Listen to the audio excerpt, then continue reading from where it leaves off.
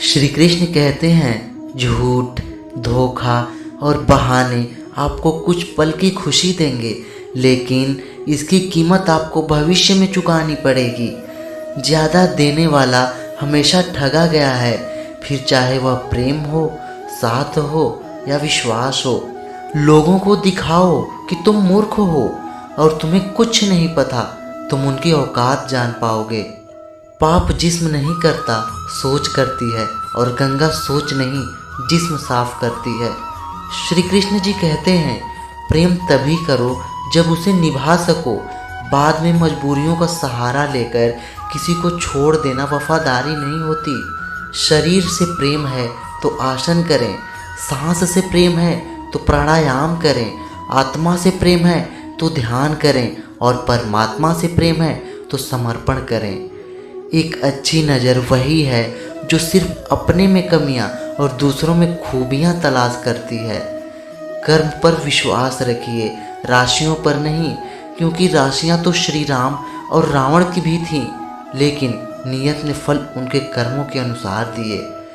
ढूंढने से भी वो रंग नहीं मिलता जो रंग लोग बदलते हैं।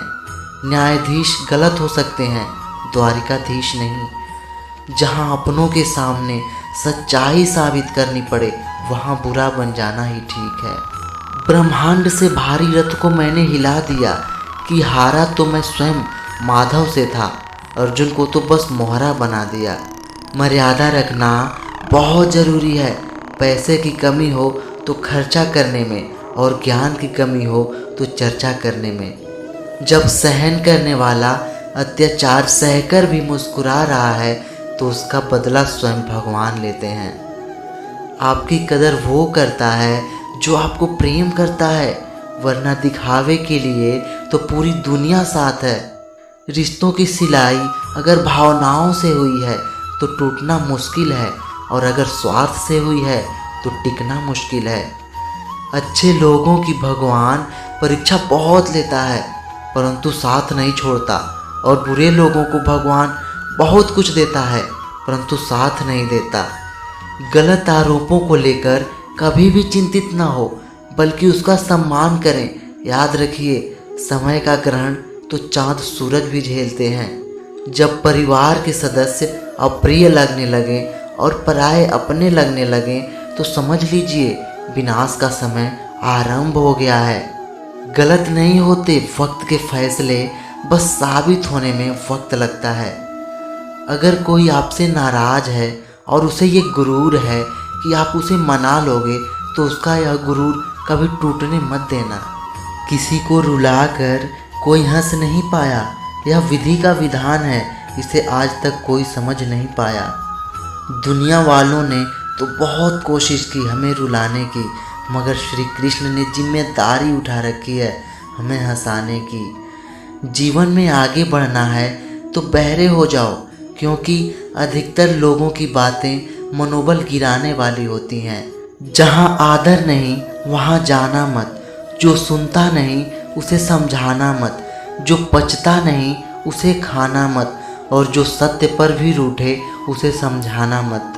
झूठ किसी भी संबंध का अंत करने में अहम भूमिका निभाता है, क्योंकि सच आज नहीं तो कल सामने आ ही जाता है। मैं ठीक हूँ यह तो हम किसी से भी कह सकते हैं, लेकिन मैं परेशान हूँ ये कहने के लिए कोई बहुत खास होना चाहिए। इतना कमज़ोर मत बनो कि कोई आपको तोड़ सके, बल्कि इतने मजबूत बनो कि आपको तोड़ने वाला खुद टूट जाए। साथ रहकर जो छल करे उससे बड़ा कोई शत्रु नहीं हो सकता, और जो मुंह पर हमारी बुराई बता दे उससे बड़ा कोई मित्र नहीं हो सकता। दिल साफ होगा तो हर गुनाह माफ़ होगा। हिसाब तुम्हारी कमाई का नहीं, तुम्हारे कर्मों का होगा। जहाँ आपकी कोई कीमत नहीं है वहाँ पर रुकना उचित नहीं, चाहे वो किसी का घर हो या किसी का दिल। ऐसे व्यक्ति को संभाल कर रखें जिसने आपको 3 भेंट दिए हों, समय, साथ और समर्पण। सिर्फ ताकत ही नहीं, अक्ल भी होनी चाहिए किसी को गिराने के लिए। अज्ञान की शक्ति क्रोध है और ज्ञान की शक्ति मौन है। चिड़िया कभी चील की ऊंची उड़ान से परेशान नहीं होती, लेकिन इंसान दूसरे इंसान की ऊंची उड़ान से परेशान हो जाता है। श्री कृष्ण कहते हैं कि हर किसी के लिए खुली किताब मत बनो। टाइम पास का ज़माना है, पढ़कर फेंक दिए जाओगे। चुप रहने से बड़ा कोई जवाब नहीं और माफ़ कर देने से बड़ी कोई सज़ा नहीं। कुछ लोगों के लिए आप अनचाही भीड़ हो, लेकिन कुछ के लिए आप उनके जीवन की रीढ़ हो। कुछ रिश्ते भगवान इसलिए भी तोड़ देते हैं ताकि हमारी ज़िंदगी खराब ना हो। प्रेम करो, झगड़ा करो, गुस्सा करो, मन नहीं तो बात भी मत करो, लेकिन किसी से झूठा प्रेम मत करो। समय कभी नहीं रुकता। यदि आज बुरा चल रहा है तो कल अवश्य अच्छा आएगा। आप केवल निस्वार्थ भाव से कर्म कीजिए और वही आपके हाथ में है। अहंकार न पालिए महाराज। जब होश में आओगे तो स्वयं को अकेला ही पाओगे। जीवन में 3 मंत्र हमेशा याद रखो। आनंद में वचन मत दीजिए, क्रोध में उत्तर मत दीजिए, दुख में निर्णय मत लीजिए। अपने स्वभाव को हमेशा सूर्य की तरह रखिए। न उगने का अभिमान, न डूबने का डर। माया मरी न मन मरा, मर गए शरीर। आशा तृष्णा न मरी, कह गए दास कबीर।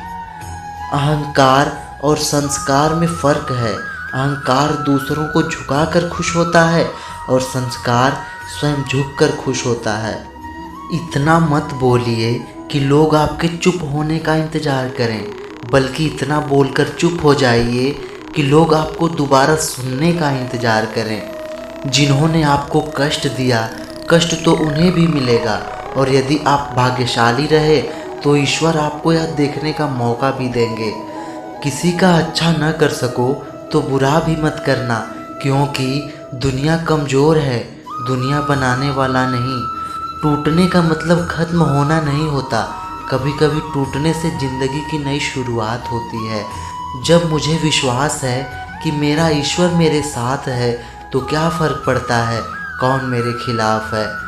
मन में जो है उसे साफ साफ कह देना चाहिए, क्योंकि सच बोलने से फैसले होंगे और झूठ बोलने से फासले। अगर किसी के मात्र कहने से तुम किसी को भला बुरा मान लेते हो तो दुनियादारी की इस पाठशाला में तुम बहुत कच्चे हो मेरे दोस्त।